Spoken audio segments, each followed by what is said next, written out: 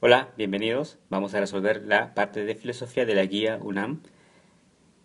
Dice así: tengo una soledad tan concurrida, tan llena de nostalgia y de rostro de voz, de adioses, hace tiempo y besos bienvenidos, de primeras de cambio y de último vagón. Bien, ¿qué tipo de función del lenguaje le corresponde al texto anterior? Fíjense que hasta cambié la voz. Bien, funciones del lenguaje. Vamos a poner funciones del lenguaje. Teoría previa que tienes que saber y que es fácil aprender, por supuesto. Funciones del lenguaje, tres. La primera es informativa. Como su nombre lo dice, busca darte una información lo más objetiva posible. Lees un periódico, por ejemplo. Ahí la puedes encontrar. La siguiente es la apelativa. La apelativa te da una información, es cierto, pero busca un cambio de conducta. La publicidad. Hay un cartelito que dice: si tomas, no conduzcas, no manejes. Ahí está. O las órdenes, ¿verdad? Si estás caminando por la calle y de pronto alguien con voz autoritaria te dice ¡alto! Ahí está. Eso es la apelativa. Busca un cambio de conducta. Y la otra es la expresiva. Emociones. Cambia tu voz. Y bueno, aquí es evidente que esto que está aquí está transmitiendo una emoción.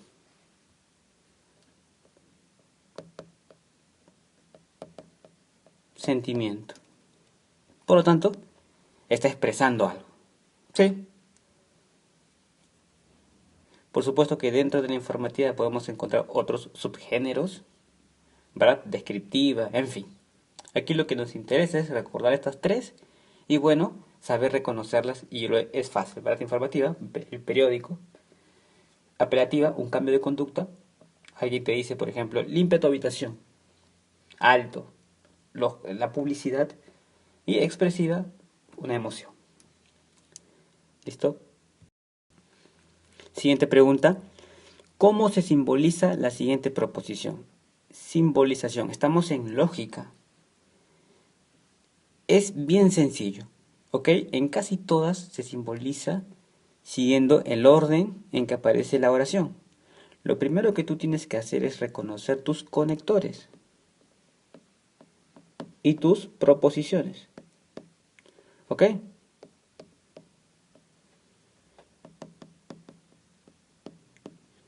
Los conectores son, por ejemplo, la letra I.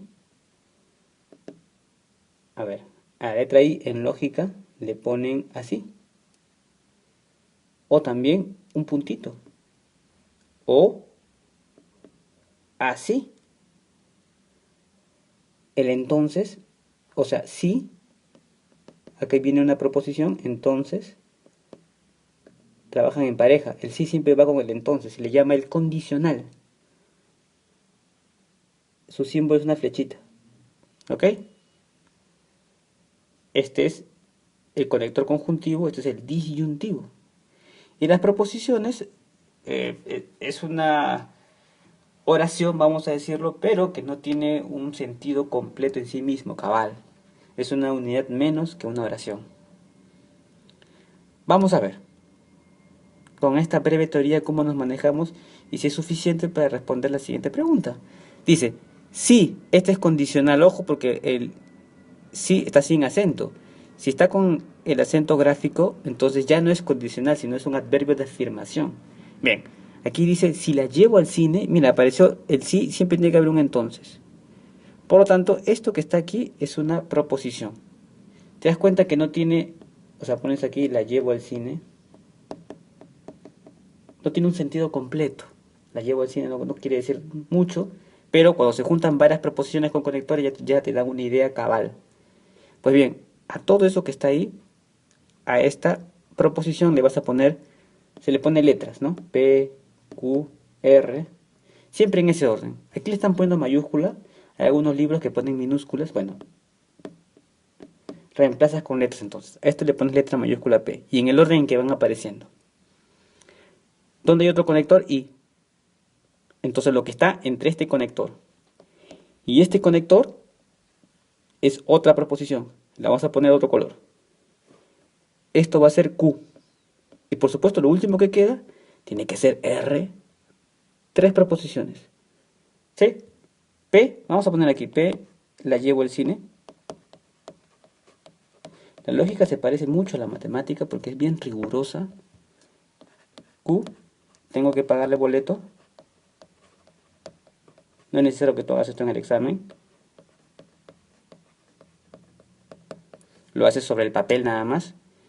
Nosotros lo estamos poniendo aquí por una cuestión mínima de orden, de lógica. Llevarla a su casa. Muy lógico también la oración, ¿no? Si la llevo al cine tengo que pagar el boleto y llevarla a su casa, por supuesto. Muy de nuestra época. Bien. Entonces, ¿cómo se simboliza esto? Fácil. Empiezo con P. Ponemos P. El conector. Sí, entonces es una flechita. Acá. Tengo que pagar el boleto. Sería Q. Y ya sé que es este símbolo, pero también puedo poner un puntito. Terminamos con R. Ahora fíjate que este conector que está aquí, el entonces, está que engloba a los otros. O sea, la condición para que suceda este P, o sea, si la llevas al cine, tiene que pasar todo lo que está aquí. Listo, y esta es la solución. Encontramos aquí. Así es como se formaliza entonces. Lo primero es encontrar los conectores. Una vez que encuentras los conectores, por ejemplo, este sí entonces es un conector de dos palabras, ¿verdad? Sí y entonces. Y dentro va una proposición siempre. O sea que digamos que es el más inmediato y más fácil. Luego estaba el conector y, que también puede ser una coma. ¿Ok? Entonces separó a esta proposición de esta otra. Y bueno, separar las proposiciones y los conectores ya es fácil ubicarlos. Si la llevo al cine, entonces tiene que suceder todo esto. Por eso le puse un paréntesis a lo que está aquí.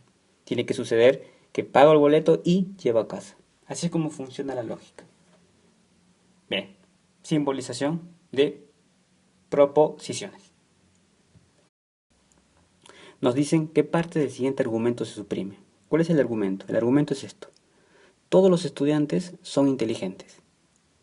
Si Juan es estudiante, entonces, ¿qué quiere decir? Que Juan es inteligente.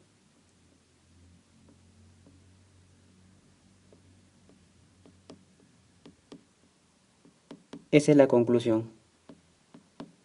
Entonces, ¿qué parte del siguiente argumento se suprime? Bueno, la conclusión, ¿verdad?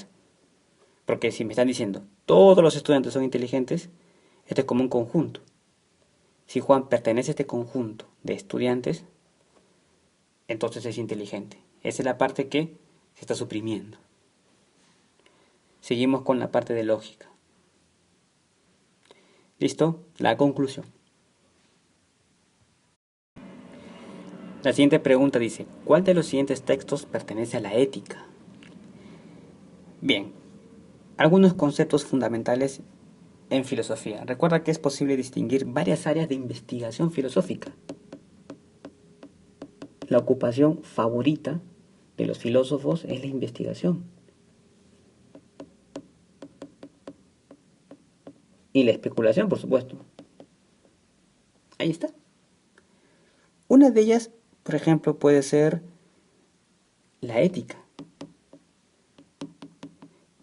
¿En qué se basa la ética? Teoría de la acción humana y sus valores. Vamos a poner aquí. No confundir con la moral. Acción humana y de sus valores.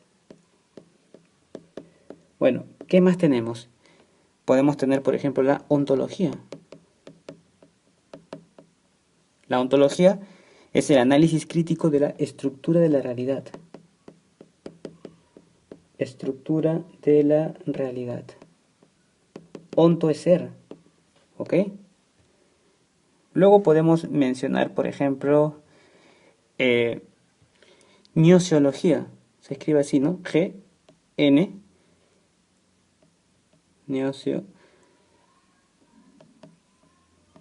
Gnoseología. ¿Sí? Que tiene que ver con qué? Tiene que ver con la estructura del conocimiento. Estructura y alcance del conocimiento.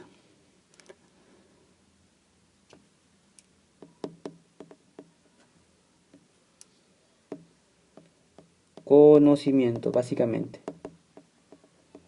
La epistemología, análisis del origen de la ciencia, del conocimiento también. Está relacionado. Y bueno, ¿cuántas hay? La estética, ¿verdad? La estética de la belleza y del arte. Entonces, si tú ves relaciones a la belleza y al arte, por supuesto que está hablando de estética. Historia de la filosofía, lógica, que tiene que ver con el razonamiento. Ya habíamos visto en las anteriores preguntas, la lógica, que tiene que ver con el razonamiento o el argumento válido, ¿verdad? Argumento, razonamiento.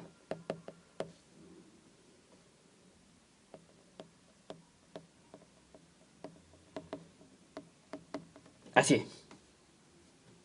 Bien, ahora veamos cada una de estas, a ver si podemos enmarcarlas en las que hemos puesto.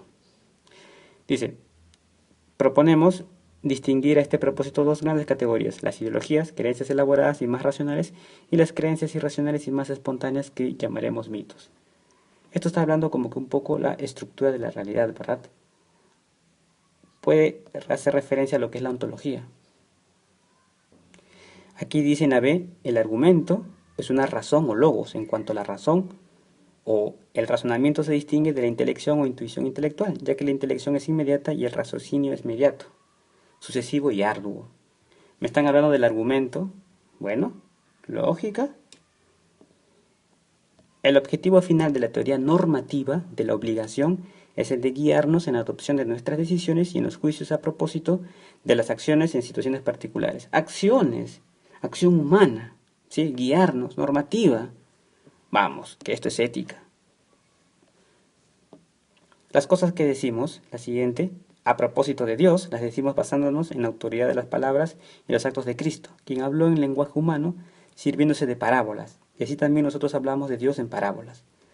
Bueno, esto puede ser un argumento más bien teológico, ¿verdad? O también podría ser metafísico.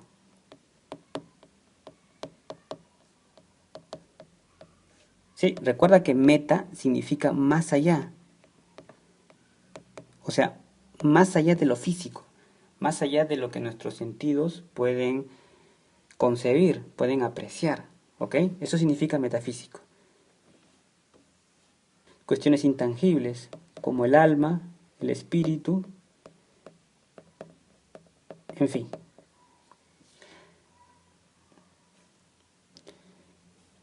Obviamente también tiene que ver con una crítica de la realidad, ¿verdad? Más allá de la realidad como nosotros la conocemos, ¿verdad? La realidad física.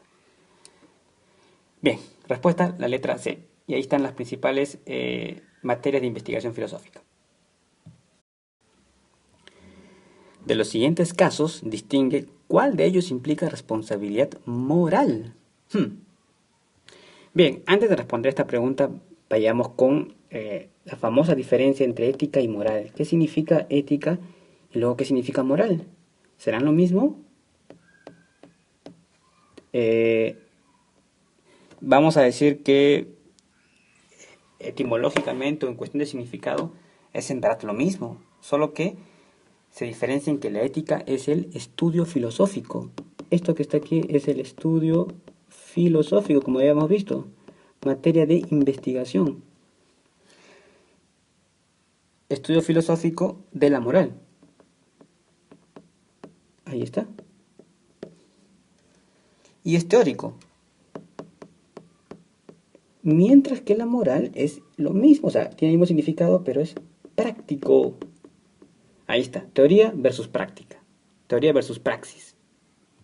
La ética trata sobre la razón que rige nuestra actividad, acción humana y sus valores. Depende de la filosofía. Y en cambio la moral es el comportamiento en el que consiste nuestra vida. Vamos a ponerle comportamiento. Comportamiento que rige nuestra vida. Entonces son las dos caras de una misma moneda. Razón, y aquí depende de la filosofía, y el otro, vida, práctica. Si tenemos una moneda, entonces aquí encontramos a la ética, que es el estudio, la investigación, la especulación, y la otra cara, la moral, la práctica. Bien, dicha esa distinción ya podemos creo que responder esta pregunta.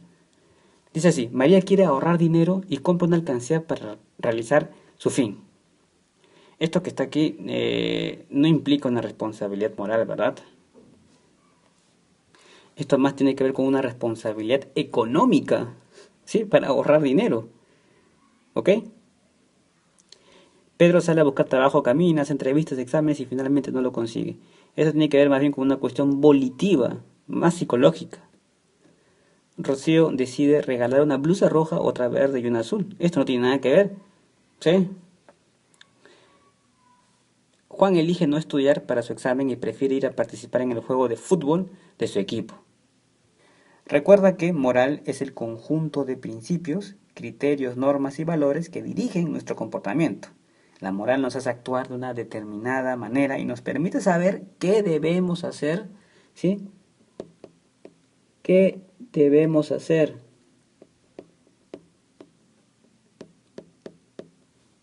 En una situación concreta.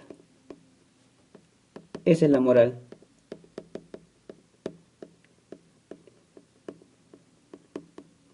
A menudo se confunden. Recuerda, el otro es el estudio filosófico científico de este comportamiento, ¿verdad? Bien, entonces, esta creo que es, por supuesto, porque dice Juan elige no estudiar para su examen y prefiere ir a participar en el juego de fútbol de su equipo. Eso que está ahí implica una responsabilidad moral. Recuerda que la moral se puede entender como una especie de brújula que nos orienta, nos dice cuál es el camino a seguir, dirige nuestras acciones en una determinada norte, o sea, en una determinada dirección. La brújula nos indica el camino, nos señala el camino, ¿sí? Pero ya depende de nosotros. Si decides no estudiar, recuerda que el norte que está marcándote la brújula de la moral te dice que tienes que estudiar si quieres hacer un buen examen. Pero si tú prefieres ir a participar en el juego de fútbol de su equipo, de tu equipo o del que fuese, obviamente no vas a dar un buen examen.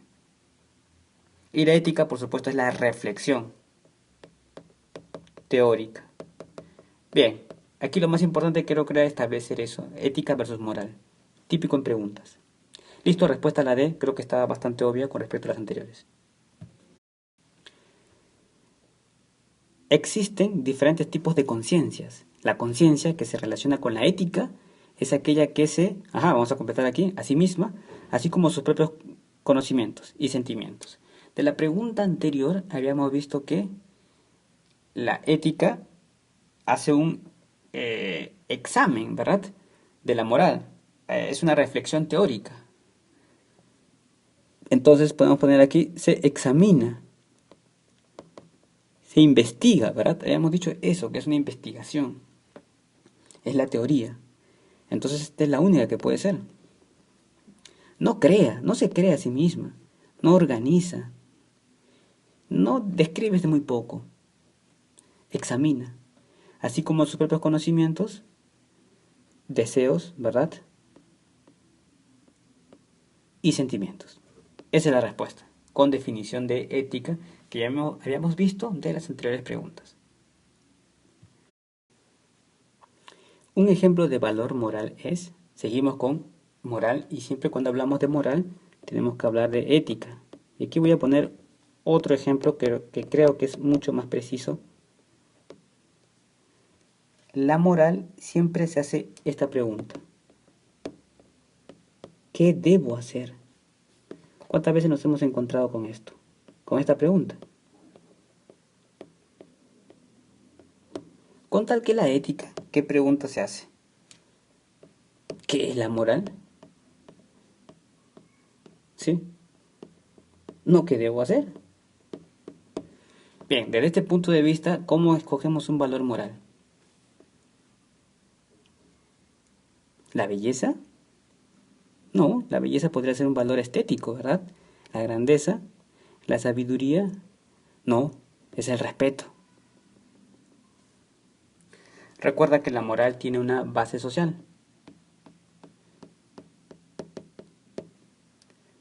Y es un conjunto de normas establecidas en el seno de una sociedad. Responde a un conjunto de normas, ¿verdad? Normas establecidas.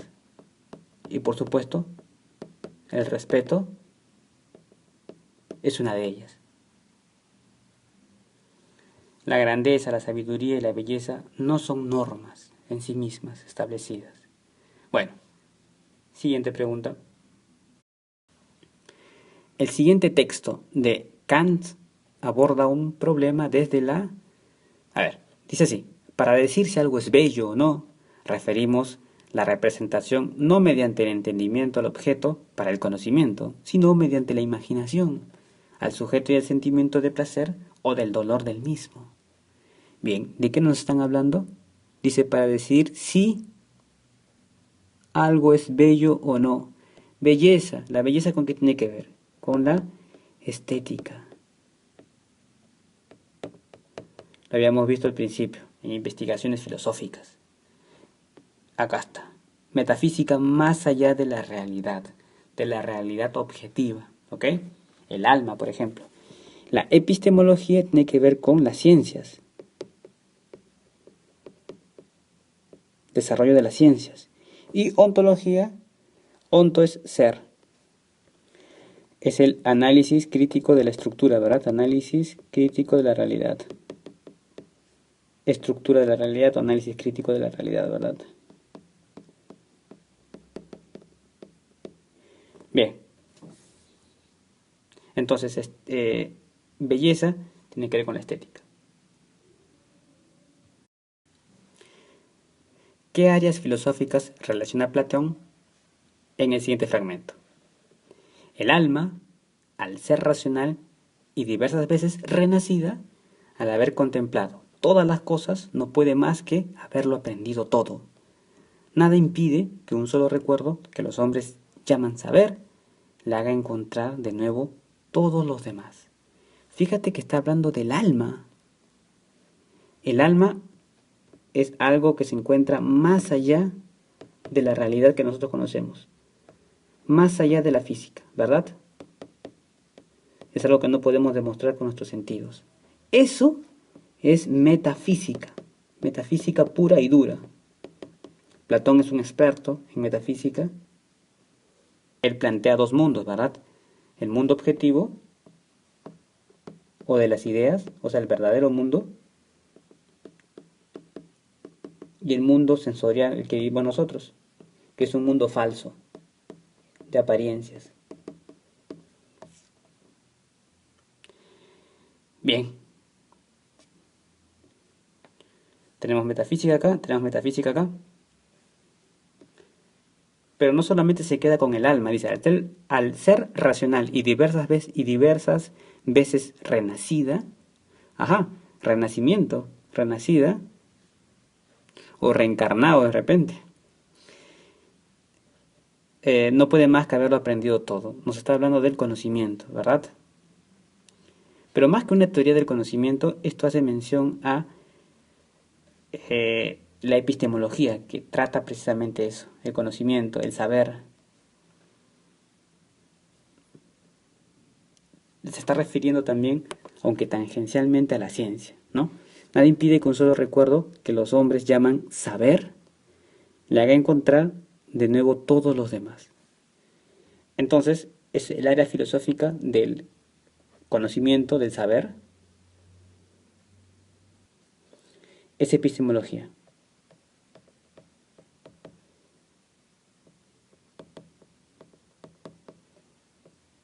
El área del conocimiento, del saber. Es materia de la epistemología. Bueno, respuesta, la D. Sí, clarito, clarito aquí. Alma, ya lo habíamos dicho, eso es metafísica. Y conocimiento, saber, conocimiento científico, ciencia, epistemología.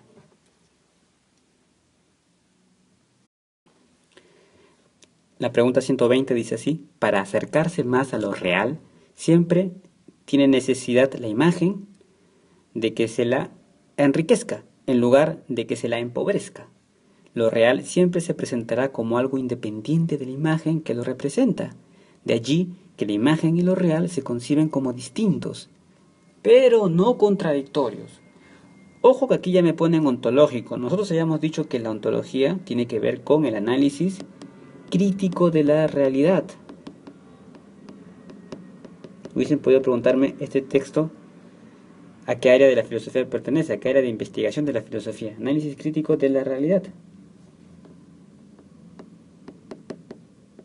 Onto es ser.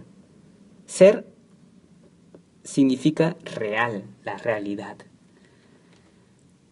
Entonces, el problema ontológico que trata el texto anterior es sobre, bueno, si es ontología, tiene que ser un análisis crítico de la realidad. En la definición misma encontramos la respuesta. Además lo dice aquí, para acercarse más a lo real. La imagen es pensamiento, de que se le enriquezca en lugar de que se le empobrezca. Acá luego me dicen que lo real siempre se presentará como algo independiente de la imagen. Hablan de lo real como algo diferente del pensamiento. La imagen es pensamiento, que lo representa.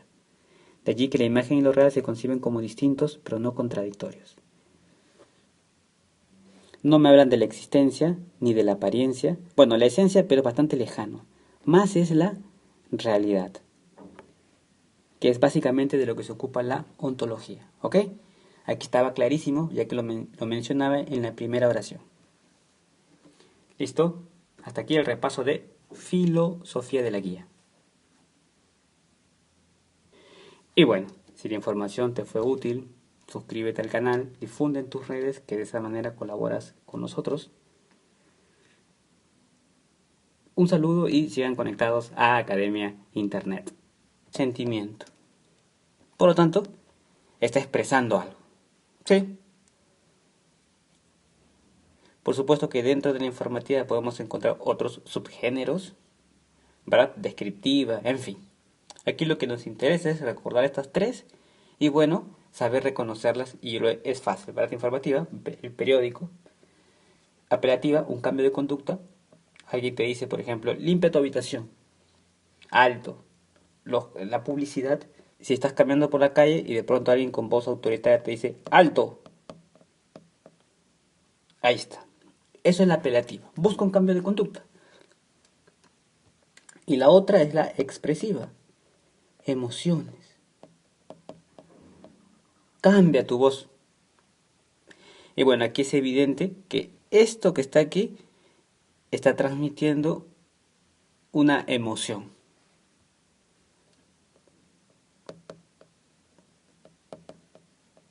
Te da una información, es cierto, pero busca un cambio de conducta. La publicidad. Hay un cartelito que dice, si tomas, no conduzcas, no manejes. Ahí está. O las órdenes, ¿verdad? Hola, bienvenidos. Vamos a resolver la parte de filosofía de la guía UNAM. Dice así. Tengo una soledad tan concurrida, tan llena de nostalgia y de rostro de voz, de adioses, hace tiempo y besos bienvenidos, de primeras de cambio y de último vagón. Bien, ¿qué tipo de función del lenguaje le corresponde al texto anterior? Fíjense que hasta cambié la voz. Bien, funciones del lenguaje. Vamos a poner funciones del lenguaje. Teoría previa que tienes que saber y que es fácil aprender, por supuesto. Funciones del lenguaje, 3. La primera es informativa. Como su nombre lo dice, busca darte una información lo más objetiva posible. Lees un periódico, por ejemplo. Ahí la puedes encontrar. La siguiente es la apelativa. La apelativa